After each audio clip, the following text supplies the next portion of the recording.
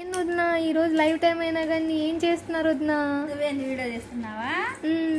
మీరు శారీస్ ఫోటోలు కొడడానికి అని బొకే కావాలని అడిగారు కదా మొన్న. అవి ఆన్లైన్ లో బుక్ చేసాయి, వచ్చినాయి, చూస్తున్నా ఎలా వచ్చినాయి అని. మీకు ఒకటి ఇచ్చి కదవ నేను తీసుకుంటా. సరే వదినా, చూద్దాం ఎలా వచ్చినాయి.